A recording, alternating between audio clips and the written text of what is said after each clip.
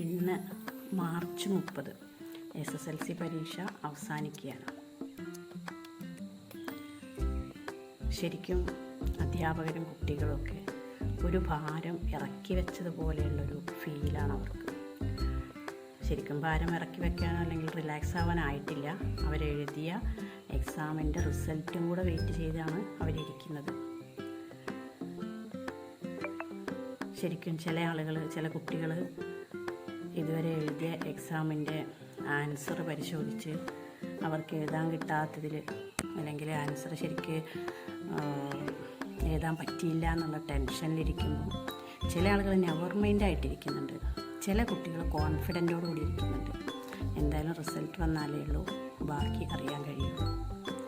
എനിക്കെൻ്റെ പ്രിയപ്പെട്ട കുട്ടികളോട് പറയാനുള്ളത്, നമ്മുടെ ഈ SSLC എന്ന് പറയുന്നത് നമ്മളുടെ അവസാനത്തെ ഒരു അറ്റംപ്റ്റൊന്നുമല്ല. ഇനിയും ഇഷ്ടംപോലെ എക്സാമുകളും ജീവിതത്തിൽ ഒരുപാട് എക്സ്പീരിയൻസുകളും നേടാനുള്ളതാണ്. അതുകൊണ്ട് നിങ്ങൾ ഈ ഒരു എക്സാമിൻ്റെ പേരിൽ ഒരുപാട് സമയം ഇങ്ങനെ ചിന്തിച്ച് ടെൻഷൻ അടിച്ച് റിസൾട്ട് വരുന്നത് വരെ വെയിറ്റ് ചെയ്യാനുള്ളൊരു ഓരോരോ എന്താ പറയുക ഒരു ബുദ്ധിമുട്ടിൽ അങ്ങനെ തീർന്നു പോകേണ്ട ആവശ്യമൊന്നുമില്ല. നമ്മൾ പരമാവധി നമ്മൾ നന്നായിട്ട് ട്രൈ ചെയ്തു. നമുക്ക് കഴിവിൻ്റെ പരമാവധി നമ്മൾ ചെയ്തു.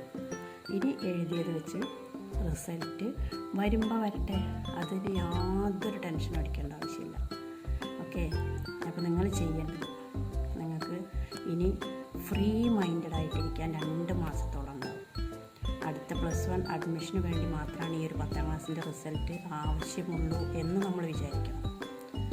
അപ്പോൾ അത് മാർക്ക് കുറഞ്ഞാലും കൂടിയാലും ഒന്നും ടെൻഷൻ അടിക്കാതെ നമ്മൾ ധൈര്യപൂർവ്വം കിട്ടിയ മാർക്കിനെ അക്സെപ്റ്റ് ചെയ്യുക.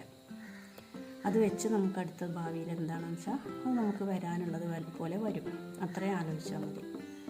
പിന്നെ ഈ 2 മാസം ഉണ്ടല്ലോ, +1 അഡ്മിഷൻ കിട്ടുന്നത് വരെയുള്ള സമയങ്ങളിൽ എൻജോയ് ചെയ്യാനുള്ളത് തന്നെയാണ്, ആർത്ത് വിളിക്കാനുള്ളതാണ്. പക്ഷേ അതിൻ്റെ കൂടെ ഒരു ചെറിയൊരു കാര്യം കൂടെ നിങ്ങൾ ശ്രദ്ധിക്കുക. ദിവസം 24 മണിക്കൂറിൽ ഒരു 8 മണിക്കൂർ നിങ്ങൾ ഉറങ്ങി ബാക്കി 16 മണിക്കൂറും എൻജോയ് ചെയ്യാൻ നിൽക്കണ്ട. എൻജോയ് ചെയ്തോളൂ. ഒരു 2 മണിക്കൂർ ഓരോ ദിവസവും നീക്കി വെച്ചിട്ട് നിങ്ങളുടെ ഇഷ്ടപ്പെട്ട മേഖലയിൽ, അതായത് നമ്മളുടെ പ്രത്യേകത എന്ന് പറഞ്ഞാൽ മനുഷ്യർ ഓരോരുത്തരും വ്യത്യസ്തരാണ്. ഓരോരുത്തർക്കും പ്രത്യേക കഴിവുകളുണ്ട്. അപ്പോൾ നമ്മൾ ചെയ്യേണ്ടത്, കുട്ടികളായ നിങ്ങൾക്ക് ഇപ്പോൾ കിട്ടുന്ന ഈ ഒരു ഫ്രീ ടൈം ഇനി കിട്ടിക്കൊള്ളണം എന്നില്ല. അതുകൊണ്ട് നമ്മളുടെ ഇഷ്ടപ്പെട്ട മേഖലയിൽ എന്തെങ്കിലും ഒരു സ്കില്ല് വർദ്ധിപ്പിക്കാൻ ഈ അവസരം ഉപയോഗപ്പെടുത്തുക. ഒരു കമ്പ്യൂട്ടറിൽ ഉപയോഗിച്ചുള്ള പഠനമാണെങ്കിൽ അങ്ങനെ ഡാൻസോ പാട്ടോ മിമിക്രി അങ്ങനെ എന്തെങ്കിലും, അതല്ലെങ്കിൽ പബ്ലിക് സ്പീക്കിങ്, അതുപോലെ എന്തെങ്കിലും ഒരു സ്കില്ല് വളർത്താൻ ഈ ഒരു സമയം നിങ്ങൾ ഉപയോഗപ്പെടുത്തുക. പിന്നെ ഒന്നും ചെയ്യാനില്ലെങ്കിൽ ടെൻഷൻ അടിച്ചിരുന്ന് വെറുതെ സമയം കളയണ, അതുകൊണ്ട് ഈ ടെൻഷൻ എന്നുള്ളത് കൊണ്ട് ഒരു കാര്യവും ഇല്ല നമ്മൾ ഓർക്കണം. നേരെ മറിച്ച് എപ്പോഴും ഹാപ്പി ആയിരുന്നാലോ ഒരുപാട് ഗുണങ്ങളുണ്ട് താനും. നല്ല രീതിയിൽ നമുക്ക് ആരോഗ്യം മെച്ചപ്പെടുത്താൻ എപ്പോഴും ഹാപ്പി ആയിരിക്കണം. അപ്പോൾ ഇനിയുള്ള ദിവസങ്ങൾ റിസൾട്ട് അത് വരുന്നത് വരെ യാതൊരു തരത്തിലുള്ള ചിന്തയും റിസൾട്ടിനെ കുറിച്ച് വേണ്ട. എന്നാണ് റിസൾട്ട് വരുന്നത് പോലും നിങ്ങൾ ആലോചിക്കേണ്ട. അത് വരുമ്പോൾ വരട്ടെ. ഓക്കെ, നിങ്ങൾ ചെയ്യേണ്ടത് ഒരു 2 മണിക്കൂർ നിങ്ങൾക്ക് വേണ്ടി നിങ്ങളുടെ പേഴ്സണൽ സ്കില്ലിനെ വർദ്ധിപ്പിക്കാൻ. നമുക്ക് ഓരോരുത്തർക്കും പ്രത്യേക കഴിവുണ്ട്. നമ്മൾ ഓരോരുത്തരെയും ഭൂമിയിലേക്ക് അയച്ചിട്ടുള്ളത് ചില പ്രത്യേക ദൗത്യങ്ങൾ നിർവഹിക്കാനാണ്. ആ ദൗത്യങ്ങൾക്ക് ആവശ്യമായിട്ടുള്ള കഴിവുകളും നിങ്ങൾക്ക് തന്നിട്ടാണ് നമ്മളെ ഭൂമിയിലേക്ക് അയച്ചിട്ടുള്ളത്. അപ്പോൾ എന്താണ് ആ കഴിവ് എന്ന് കണ്ടെത്തി, ഓരോരുത്തരും വ്യത്യസ്തരാണ്. ഒരാളെപ്പോലെ അല്ല മറ്റൊരാൾ. ഓരോരുത്തരും യുണീക്കാണ്.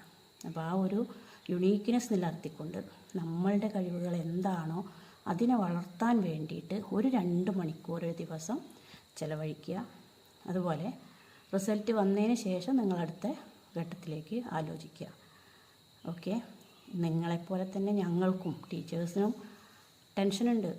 നമ്മളുടെ സ്കൂളിലെ ഓരോ കുട്ടിയും നല്ല രീതിയിൽ വിജയിച്ചിട്ടില്ലെങ്കിൽ അത് നമുക്ക് ടെൻഷനാണ്. അവർക്ക് A+ പോവുമോ തോൽവി സംഭവിക്കുമോ എന്ന കാര്യത്തിൽ അധ്യാപകർക്കും ഉണ്ട് മനപ്രയാസം. അപ്പോൾ ഇനി അധ്യാപകരോടും എൻ്റെ വാക്കുകൾ ഇത് തന്നെയാണ്. ടെൻഷൻ അടിച്ചിട്ട് കാര്യമില്ല. നമ്മളുടെ പരമാവധി നമ്മൾ ശ്രമിച്ചു. ഓരോ കുട്ടികൾക്കും പരമാവധി നമ്മൾ കൊടുക്കേണ്ടത് കൊടുത്തു. ഇനി വരുന്നത് പോലെ വരട്ടെ. അതിന് ടെൻഷൻ അടിച്ചിരുന്ന് നമ്മളുടെ BP വർദ്ധിപ്പിച്ച് അസുഖങ്ങൾ വരുത്തി വെച്ച് ഒന്നും നേടാനില്ല. ഓക്കെ, അപ്പോൾ കുട്ടികളും അധ്യാപകരും സമാധാനമായിട്ടിരിക്കുക. മാനേജ്മെൻറ്റും അല്ലെങ്കിൽ സ്കൂൾ അധികൃതരും ഒക്കെ വരുന്നത് വരും. നമുക്ക് ഇക്കൊല്ലത്തേക്കാൾ അടുത്ത കൊല്ലം വീണ്ടും മെച്ചപ്പെടുത്താൻ അവസരമുണ്ട്. ഇതോടുകൂടി തീരുന്നില്ലല്ലോ. അപ്പോൾ ഇനി കുട്ടികളോട് വീണ്ടും എനിക്ക് പറയാനുള്ളത്, നമ്മളുടെ അവസരങ്ങളെ പരമാവധി മുതലാക്കിക്കൊണ്ട് കിട്ടുന്ന അവസരങ്ങൾ ഉപയോഗപ്പെടുത്തിക്കൊണ്ട് നമ്മളുടെ കഴിവുകളെ വർദ്ധിപ്പിച്ചുകൊണ്ട് എക്സ്പീരിയൻസ് കൂട്ടിക്കൊണ്ട് അടുത്ത +1 അഡ്മിഷൻ കിട്ടുന്നതിൻ്റെ മുമ്പ് എൻ്റെ ഒരു കഴിവിനെയെങ്കിലും ഞാൻ വളർത്തും. അതും വഴി ആ ഒരു കഴിവ് വഴി നമ്മൾ +1 ആയിരിക്കുന്നതോടുകൂടി നമുക്ക് പഠിക്കാനുള്ളൊരു ചെറിയ വരുമാനം നമ്മൾ നേടും എന്ന് ഓരോരുത്തരും ചിന്തിക്കുക. കളിച്ച് നടക്കുകയാണെങ്കിൽ 24 മണിക്കൂറും കളിച്ച് നടക്കാനേ സമയം കിട്ടൂ. കളിക്കണ്ടെന്നല്ല, കളിക്കണം, എൻജോയ് ചെയ്യണം. അതൊക്കെ ആരോഗ്യത്തിന് നല്ലതാണ്. അതിൻ്റെ കൂടെ ഒരു സ്കില്ല് ഭാവിയിലേക്ക് നമുക്ക് കരുതി വയ്ക്കാം. ആദ്യം നമ്മളിൽ വിശ്വസിക്കുക, നമ്മളുടെ കഴിവുകളെ വളർത്തുക, നമ്മളുടെ കോൺഫിഡൻസ് ലെവൽ വർദ്ധിപ്പിക്കുക, എപ്പോഴും ഹാപ്പി ആയിരിക്കുക. ഇങ്ങനെയുള്ള ശീലങ്ങൾ, മനസ്സ് ശുദ്ധമാക്കുക. ഇത്രയും കാര്യങ്ങൾ നമ്മൾ ചെയ്തുകൊണ്ടിരിക്കുക.